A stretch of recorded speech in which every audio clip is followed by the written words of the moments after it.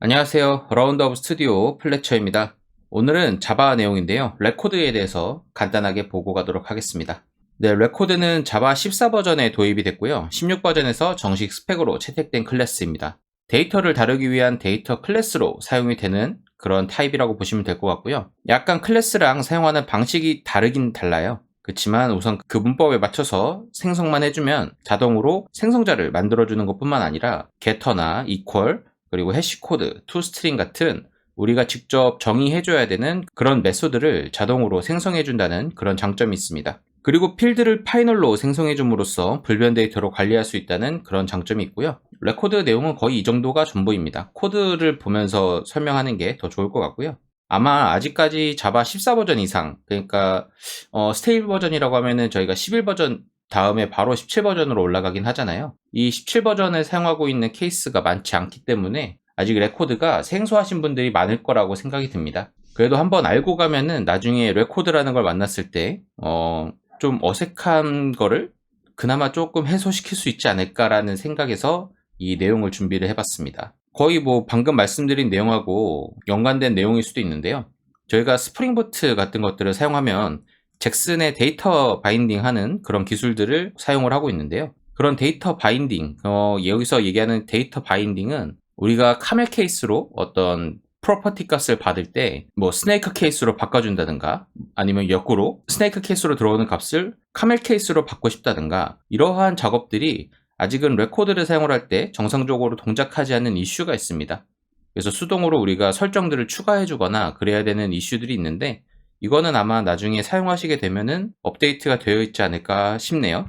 그래서 지금 보여드리고 있는 이 이슈 쪽 이거를 한번 들어가 보시면은 자세한 내용을 한번 보실 수 있을 겁니다. 네, 이론 내용은 이게 끝입니다. 정말 간단하고 바로 인텔리제이에서 코드 보면서 설명드리도록 하겠습니다. 네, 코드로 넘어왔습니다. 오늘 볼 내용은 여기 레코드라고 하는 패키지를 만들어 놨고요. 일전에 제가 이 코드 그라운드 레포지토리의 버전을 17 버전으로 올렸어요. 그래서 여기서는 레코드 작성이 가능합니다. 자, 오늘 볼 내용은 이 레코드 샘플이라고 하는 클래스입니다. 여기 보시면 이 부분이 있어요. 레코드라고 적혀 있죠. 보통은 여기 위치에 클래스라고 적히게 되는데 여기는 클래스 대신 레코드가 적혀 있다라고 보시면 되고요. 그리고 클래스한테는 없는 녀석이 하나 있죠. 이 부분 괄호가 있습니다. 여기 안에서 우리는 보통 일반적으로 클래스로 쓸 때 필드를 선언해 주던 걸 이 안에다가 정의를 해주게 됩니다. 그래서 이 코드랑 동일하게 만약에 클래스로 작성을 한다고 하면 이런 모습이 됩니다. 자, equal 클래스라고 만들어 놨는데요. 이런 식으로 private, final로 필드가 선언이 되는 걸로 보시면 돼요. 이렇게 int x, string y를 선언을 하면 이렇게 바뀐다고 보시면 되고 그리고 자동으로 이러한 생성자를 만들어 줍니다. 자, 그리고 여기에 이제 getter가 있어요. 리턴을 해주는 거죠. 값들을 리턴해 주는 건데 자, 우리가 일반적으로 이런 식으로 우리가 필드 값을 갖고 있는 클래스에서 getter를 만든다 해서 이렇게 만들잖아요. 그러면 이렇게 만들어집니다. 큰 차이는 없어 보이는데 차이라고 하면 우리가 일반적으로 getter, setter라고 하는 메소드는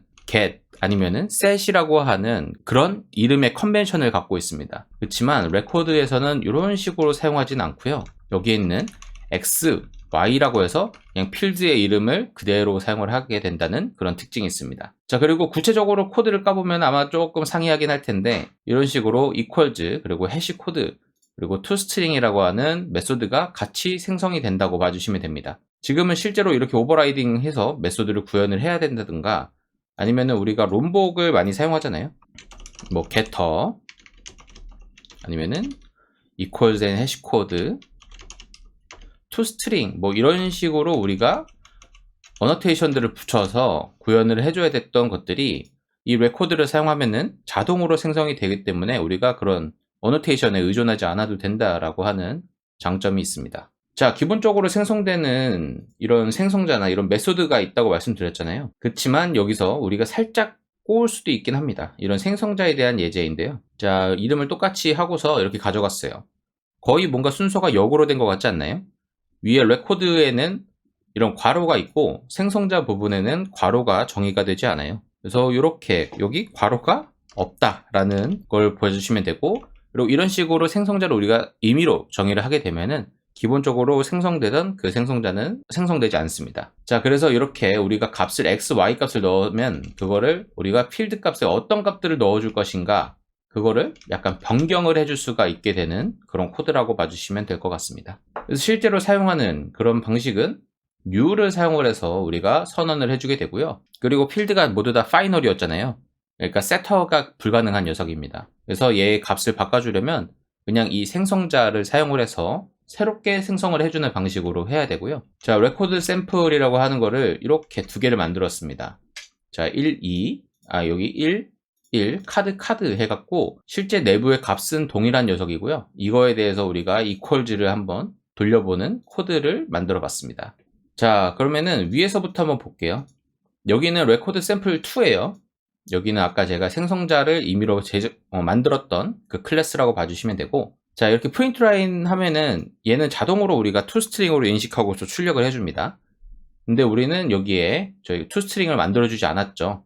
그래도 이렇게 주소값을 리턴해주는 것이 아니라 우리가 원하던 형태로 리턴을 해준다 라고 봐주시면 되고, 자, 여기 보면 대괄호 씌워져 있죠. 근데 이거는 제가 임의로 생성한 거예요. 컨스트럭터 뭐 이런 거 뜨는 거 있잖아요. 이 제너레이트 사용해서 만든 toString인데 여기서는 중괄호를 사용한 것에 비해서 이 샘플로 출력을 해보니까 대괄호로 만들어주는구나 라는 것을 알 수가 있고, 자, 레코드 샘플 2 쪽을 보면은 여기는 우리가 1하고 카드라고 값을 주입을 했는데 여기에 곱하기 5가 되고 곱하기 5가 됐죠. 그리고 뒤에 things라고 하는 거를 붙여주는 것을 볼 수가 있습니다. 이런 식으로 우리가 레코드를 사용을 할 때 뭔가 고정적으로 변경을 해줘야 되는 사항들이 있다, 추가해줘야 되는 사항이 있다 하면은 생성자를 임의로 생성해서 사용할 수 있다는 거고요. 그리고 여기 equals를 붙였죠. 그랬을 때 이렇게 true가 넘어온다. 이게 가능한 이유는 사실 이렇게 하면은 우리가 일반적으로 다른 객체이기 때문에 이걸 다르다고 볼 수도 있어요. 그렇지만 이렇게 equals를 붙여줬을 때 같다라고 true라고 리턴 값이 될 수 있는 거는 이 안에 우리가 equals라고 하는 메소드가 내장이 되어 있기 때문이라고 봐주시면 될 것 같습니다. 자, 이게 레코드의 내용 전부예요. 사실 너무 간단해가지고 이거를 다뤄야 되나 말아야 되나 했는데 어쨌든 17 버전을 사용하면서 제가 주로 사용하고 있는 기능이기도 하고 나름 편안하고 그리고 좀 새로운 기술을 사용한다는 느낌에서 그 맛이 좀 좋습니다. 그래서 여러분들도 한번 사용해 보시면 좋을 것 같고, 아직은 이게 나온 지가 그래도 꽤 되긴 했지만 실제로 우리가 현업에서 사용되고 있는 케이스들이 그렇게 많지는 않다 보니까 다른 서드파티 디펜던시에서 오류가 발생하는 케이스들이 종종 있는 것 같아요. 그거는 이제 곧 해결이 될 거라고 보여지고 우리가 실제로 본격적으로 사용할 때에는 큰 문제가 없지 않을까 그렇게 생각하고 있습니다. 자, 그러면 오늘 내용은 여기까지고요. 혹시 사용해 보시면서 궁금한 내용이나 아니면은 제가 다루지 않았던 내용 중에 추가로 다뤄줬으면 좋겠다고 하는 내용이 있다면 댓글로 남겨주시기 바랍니다. 그러면 오늘은 여기서 마치도록 하겠습니다. 오늘도 좋은 하루 되시길 바라겠습니다. 감사합니다.